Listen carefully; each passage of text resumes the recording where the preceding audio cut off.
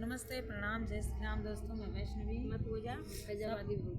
सबका स्वागत है, वंदन है, अभिनंदन है और का हुआ है सबका स्वागत है। स्वागत है। तो हमारे पूजा दीदी आज कुछ कही है बगे खाओ काव कहा चलता ही सभी सुना गाना गावे मुँह जाता बाएं हैं एकदम से सभी तैयार है। हाँ, सभी गावे चलता ही सुना। तो ये गाना सुनावे चलती हैं, कुछ कही है ना।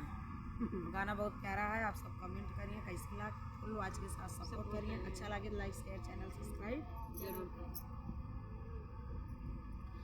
दरवजवई के सोजा बिकाई गजरा, दरवजवई के सोजा बिकाई गजरा, दरवजवा के सोजा कि ससुर कहाई बहू लैला गजरवा, ससुर कहाई बहू लैला गजरवा, ससुर कहाई बहू लैला गजरवा।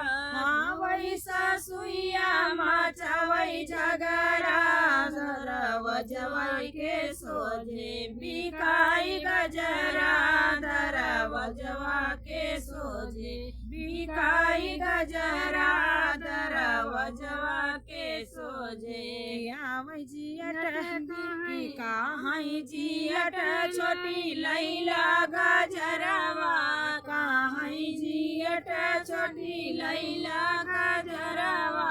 आवै जेठनिया मचवै झगड़ा, दरवजवा के सोझे बिकाई गजरा, दरवजवा के सोझे बिकाई गजरा, दरवजवा के सोझे देवर कहाई भाभी लैला गजरवा, देवरा कहाई भाभी लैला गजरवा।